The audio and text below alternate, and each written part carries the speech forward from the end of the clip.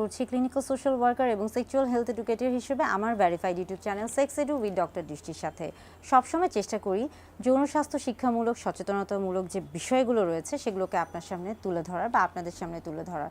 অনেক সময় অনেকেই আমার verified YouTube channel sex edu with doctor দৃষ্টিতে বিভিন্ন ধরনের যৌন স্বাস্থ্যমূলক বিশেষ কিছু প্রশ্ন করে থাকেন, যেগুলোর উত্তর দেওয়ার চেষ্টা করি একটু সহজভাবে ভিডিও বার্তার মাধ্যমে। এবং অনেক সময় সরাসরি অনেকে এসে দাম্পত্য জীবনে তাদের যৌন জীবনে বেশ কিছু অজানা প্রশ্ন থাকে বা বেশ কিছু ভুল ধারণা থাকে, ভ্রান্ত ধারণা থাকে, সেগুলোর সমাধান অনেকে আমার কাছে চেয়ে থাকেন। আমি মূলত চেষ্টা করি সেই সমস্যাগুলোর একটা সহজ সমাধান ছোট্ট ভিডিও বার্তার মাধ্যমে সহজ ভাষায় আপনাদের সামনে তুলে ধরার। আশা করি আমার এই ভিডিও বার্তাগুলি আপনাদের দাম্পত্য জীবনকে আরও সহজ, স্বাচ্ছন্দ্যময়, নিরাপদ এবং স্বাস্থ্যকর করে তুলবে। আজকে কথা বলবো যে বিষয়টি নিয়ে, সেটি হচ্ছে দাম্পত্য জীবনে নারী পুরুষ উভয়ের ক্ষেত্রে, বিশেষ করে পুরুষরা অনেকেই আমার কাছে জানতে চেয়েছেন যে আসলে কোন জিনিসটি ব্যবহার করলে তাদের দাম্পত্য জীবনে বা সহবাসে তাদের লিঙ্গের উত্থান দীর্ঘক্ষণ হবে অথবা তাদের সহবাসের সময়টা তৎক্ষণাৎ বৃদ্ধি পাবে।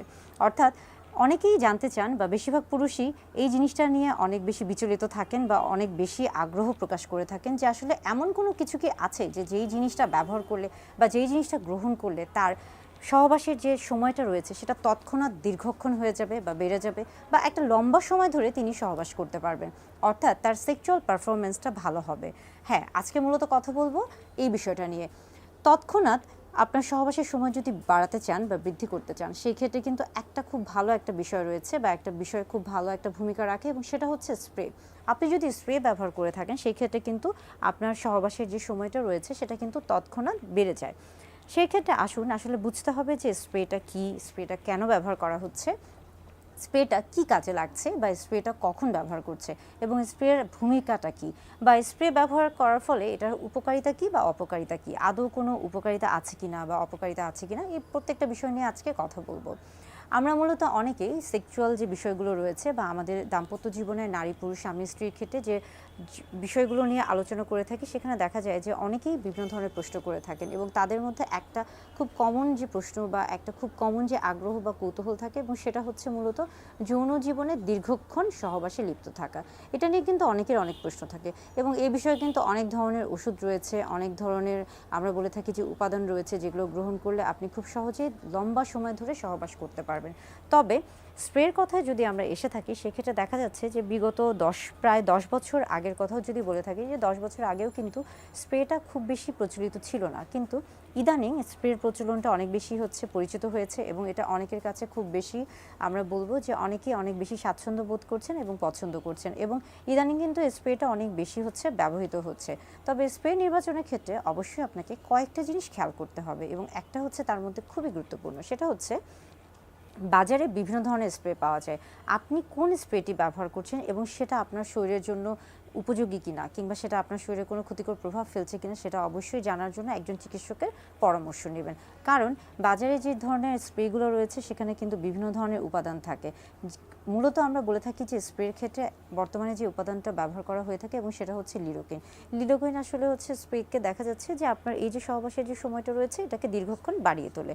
এবং আরেকটা গুরুত্বপূর্ণ বিষয় হচ্ছে যে আপনি যখন স্প্রে নির্বাচন করছেন সেই ক্ষেত্রে খেয়াল করতে হবে যে বিগত কয়েক বছর আগে যে স্প্রেগুলো প্রচলিত ছিল, অনেক সময় দেখা যেত যে সেগুলোর ক্ষেত্রে বিভিন্ন রকমের অনেকের একটা হচ্ছে অনীহা কাজ করতো বা একটা হচ্ছে অস্বস্তি কাজ করতো, কিন্তু আস্তে আস্তে কিন্তু সময়ের যে চাহিদার কারণে এই স্প্রেগুলোর উপাদানগুলোকে পরিবর্তন করা হয়েছে, এগুলোর মানগুলোকেও কিন্তু উন্নত করা হয়েছে, অর্থাৎ এগুলোর গুণগত মান বৃদ্ধি পেয়েছে। স্প্রে নির্বাচনের ক্ষেত্রে আপনাকে কয়েকটা বিষয় অবশ্যই মাথায় রাখতে হবে। একটা হচ্ছে যে আপনি যে স্প্রেটি কিনছেন সেটা সহজলভ্য কিনা, এবং সেটা হচ্ছে সহজে সব জায়গায় পাওয়া যাচ্ছে কিনা, এবং সেটার সঠিক উপাদান সেখানে আছে কিনা, কিংবা সেটা আপনার জন্য সঠিক কিনা, এবং এটা আসলে আপনার যে সময়টা রয়েছে, তৎক্ষণাৎ যে সময়টা রয়েছে সেটাকে সঠিকভাবে এটা দীর্ঘায়িত করছে কিনা, এই প্রত্যেকটা বিষয় কিন্তু আপনাকে অবশ্যই মাথায় রাখতে হবে। এখন আসি যে স্প্রে বিষয়ে যদি আমরা আসি, সেই ক্ষেত্রে খেয়াল করতে হবে যে স্প্রেটা কিভাবে ব্যবহার করা হয়। স্প্রে মূলত পুরুষদের ক্ষেত্রে, অর্থাৎ পুরুষ লিঙ্গে ব্যবহার করা হয়ে থাকে, এবং সেই ক্ষেত্রে খেয়াল করতে হবে যে খুব বেশি না, 2 থেকে 3 বার চাপ দিয়ে যদি আপনি ব্যবহার করে থাকেন তাহলে কিন্তু এটা হচ্ছে যথেষ্ট। এবং স্প্রে ব্যবহারের ক্ষেত্রে সবসময় খেয়াল করবেন যে স্প্রে কখনোই কিন্তু উপর থেকে দেওয়া যাবে না, এটা নিচ থেকে দিতে হয়, এবং এটা কিন্তু একদম হচ্ছে ভিতরে দেওয়া যাবে না, এটা বাহিরে দিতে হবে। এবং আমরা সবসময় বলে থাকি যে স্প্রে ব্যবহারের ক্ষেত্রে এই প্রত্যেকটা জিনিস কিন্তু খেয়াল করতে হবে। এবং আরেকটা খুব গুরুত্বপূর্ণ বিষয় হচ্ছে সহবাসের আগে অন্তত 10 মিনিট আগে স্প্রে ব্যবহার করা উচিত। এবং আপনারা কিন্তু স্প্রে ব্যবহার করে কন্ডোম ব্যবহার করতে পারেন, অর্থাৎ স্প্রে ব্যবহার করে কন্ডোম ব্যবহার করা যায়। অনেকে প্রশ্ন করে থাকেন যে স্প্রে ব্যবহার করে তিনি ওরাল সেক্স করতে পারবেন কিনা। সেই ক্ষেত্রে বলে থাকবো যে স্প্রে দেওয়ার পরে অবশ্যই আপনাকে অপেক্ষা করতে হবে স্প্রেটা যেন আপনি যেই স্থানে, অর্থাৎ পুরুষলিঙ্গের যেই স্থানে বা যেই অংশে, চামড়া বা ত্বকের যে অংশে আপনি স্প্রেটা দিচ্ছেন সেই জায়গাটা শুকিয়ে যাচ্ছে কিনা, না শুকানো পর্যন্ত সেটা অপেক্ষা করুন। এবং তারপরে আপনি সেখানে কন্ডোম পরিধান করুন, কিংবা তারপরে আপনি ওরাল সেক্স করতে পারেন। সেই ক্ষেত্রে অবশ্যই আপনাকে না শুকানো পর্যন্ত অপেক্ষা করতে হবে, অর্থাৎ যতক্ষণ পর্যন্ত না জায়গাটা শুকাচ্ছে ততক্ষণ পর্যন্ত অপেক্ষা করতে হবে। স্প্রেটা যদি ভেজা ভেজা থাকে, আপনার চামড়া বা ত্বকটা যদি ভেজা থাকে, অর্থাৎ পুরুষলিঙ্গ বা পেনিস যদি স্প্রে করার ফলে সেখানে যদি ভেজা থাকে, তাহলে কিন্তু ততক্ষণ পর্যন্ত সহবাস করা যাবে না বা ওরাল সেক্স করা যাবে না, বা কন্ডোমটাও কিন্তু তখন পরা উচিত হবে না।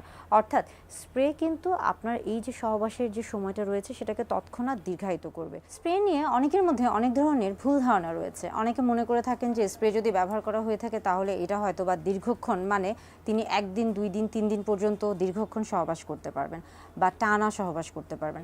আবার অনেকে মনে করে থাকেন যে স্প্রে তিনি যেই জায়গায় দিচ্ছেন বা চাপ দিচ্ছেন সেই জায়গাটা হয়তো বা তার নিস্তেজ হয়ে যাবে। এই যে একটা ভ্রান্ত ধারণা, এই ধারণাগুলো থেকে বের হয়ে আসতে হবে। স্প্রে আসলে কিভাবে কাজ করছে, আপনি যখন যৌন উত্তেজক কোনো কিছু দেখছেন বা আপনার মধ্যে যখন যৌন উত্তেজনা কাজ করছে, তখন কিন্তু আপনার যে শরীরে, বিশেষ করে পুরুষদের ক্ষেত্রে আমরা বলে থাকি পুরুষলিঙ্গের রক্ত সঞ্চালনটা বৃদ্ধি পায় এবং সেখানে তখন যৌন উত্তেজনা তৈরি হচ্ছে এবং সেখানে দেখা যাচ্ছে যে রক্ত সঞ্চালন যখন আপনার বৃদ্ধি পাচ্ছে তখন কিন্তু আপনার লিঙ্গ উত্থান হচ্ছে এবং এই লিঙ্গ উত্থানের ফলে সেখানে কিন্তু বীর্যটাও খুব তাড়াতাড়ি বের হয়ে যাওয়ার একটা প্রবণতা কাজ করে থাকে। এই যে বীর্যটা যেন তাড়াতাড়ি বের না হয় বা এই বীর্যটা যেন তাড়াতাড়ি বের হতে না পারে, সেই জন্য কিন্তু সেখানে স্প্রে দেওয়া হয়ে থাকে। স্প্রের কাজ মূলত ওই জায়গাটাকে ওই মুহূর্তের জন্য নিস্তেজ করে দেওয়া, যেন বীর্যটা বের হতে না পারে এবং দীর্ঘক্ষণ আপনার লিঙ্গের উত্থানটা বজায় থাকে এবং আপনি যেন দীর্ঘ সময় লম্বা সহবাস করতে পারেন বা দীর্ঘক্ষণ সহবাসে নিজেকে সক্রিয় ভূমিকা পালন করতে পারেন বা নিজেকে সক্রিয় রাখতে পারেন। অর্থাৎ স্প্রে বিভিন্নভাবে কিন্তু আপনার এই যে সহবাসের যে সময়টা রয়েছে সেটাকে তৎক্ষণাৎ দীর্ঘ করছে, যার ফলে স্প্রের কিন্তু একটা ভালো ভূমিকা রয়েছে। তবে স্প্রে নির্বাচনের ক্ষেত্রে আবারও বলছি যে আপনার জন্য কোন স্প্রেটি আসলে সঠিক বা স্প্রেটা আপনি যেটা ব্যবহার করছেন সেটা সঠিক কিনা বা কোনটা ব্যবহার করা উচিত, সেটার ক্ষেত্রে কিন্তু অবশ্যই একজন চিকিৎসকের পরামর্শ নেবেন। তবে স্প্রে নির্বাচনের ক্ষেত্রে আবারও বলছি যে আপনার জন্য কোন স্প্রেটি আসলে সঠিক বা স্প্রেটা আপনি যেটা ব্যবহার করছেন সেটা সঠিক কিনা বা কোনটা ব্যবহার করা উচিত, সেটার ক্ষেত্রে কিন্তু অবশ্যই একজন চিকিৎসকের পরামর্শ